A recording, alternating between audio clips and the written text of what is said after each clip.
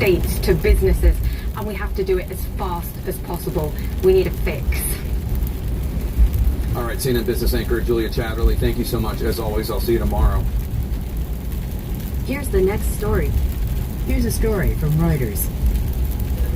The Swedish government is saying that US President Donald Trump's criticism of their coronavirus strategy is, quote, factually wrong, and that contrary to his statement, Sweden is not trying to achieve so-called herd immunity. Sweden has taken a more low-key approach to the pandemic compared to some other countries and does not have a lockdown. Anders Tengel is the chief epidemiologist at the Swedish Public Health Agency. Last night, the US President Donald Trump said that Sweden is suffering very greatly. I wondered if you were surprised by that assessment and if you share his opinion. No, as we said here before, no, we don't share his opinion. Of course, we suffer. Everybody in the world is suffering right now in different ways. But Swedish healthcare, which I guess it alludes to, is very difficult to understand, is taking care of this in a very, very good manner. The Swedish healthcare is one of the best in the world, and it continues to be like that. Earlier this week, Trump accused Sweden of relying on herd immunity, which in this case means isolating vulnerable groups but allowing large numbers of the population to become ill and develop immunity. That way, drastic lockdowns like those across most of Europe and some American states aren't necessary. The same effect can be achieved through vaccinations. Now, they talk about Sweden, but Sweden is suffering very gravely. You know that, right? Sweden did that. The herd, they call it the herd.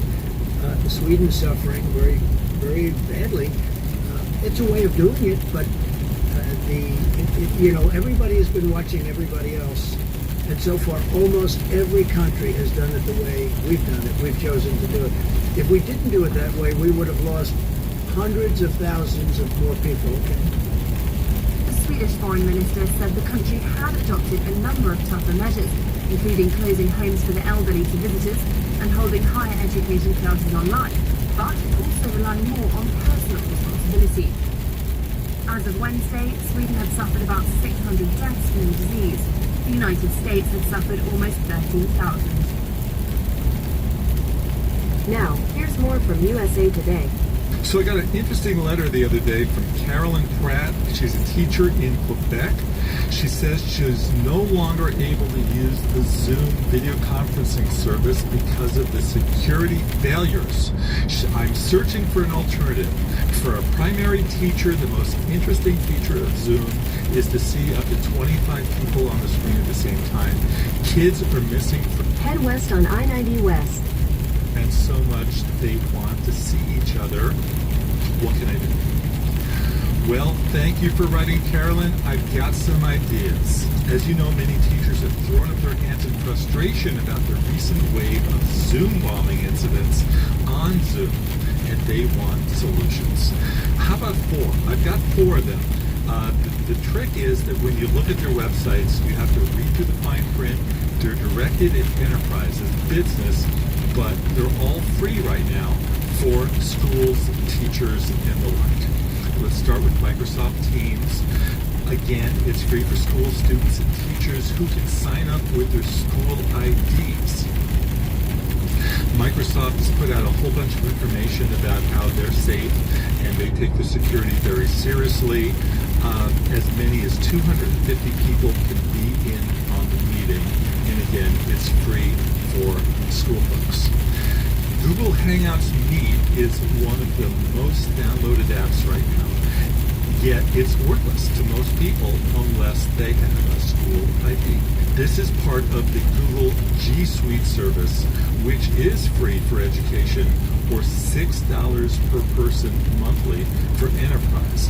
But again, you can't do anything with the app unless the school has set you up to be part of their Google Hangouts Meet. They assign you an ID, a special school ID that you use with the program. Once you've done all the setup stuff and start using it, Google has waived fees on premium features like the ability to have as many as 250 people in a meeting and live streaming to as many as 100,000 people. For now, the free version, as many as 100 people can be in the meeting. And do note that the Hangouts Meet app is a way different animal from the Google Hangouts app, which has no restrictions and is aimed at the general public. WebEx, a long-time video conferencing service that has charged money for its services now has a free offering. Anyone can hold a meeting with WebEx with as many as 100 participants, and you can meet as long as you want. Now, Cisco, which owns WebEx, has advanced security features such as the ability to lock and unlock the meeting room. For more advanced features like encrypted meetings, the rate is $13.50 monthly or $18 monthly with tech support.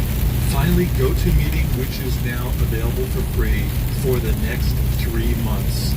Nothing more specific than that. I assume that means in June. As many as 25 people can attend a class, but if the teacher decides to teach it in the webinar format instead, as many as 3,000 can attend. You can sign up at the LogMeIn website. Monthly rates for enterprise customers start at $13 monthly for up to 150 participants. Ms. Pratt from Quebec, I hope that helps. I'm Jefferson Graham with USA Today. If you got more questions about video conferencing, I would love to answer them. Please send them on in. Look for me on Twitter, where I'm at Jefferson Graham. You've been listening to Talking Tech. I'll be back with you tomorrow with another quick hit from the world of tech. Here's your next story. Hello and welcome to The Intelligence on Economist Radio. I'm your host, Jason Palmer. Amid the chaos caused by COVID-19, some leaders see opportunity. Last week, in response to the coronavirus, the Hungarian parliament passed a law granting Prime Minister Viktor Orbán the power to rule by decree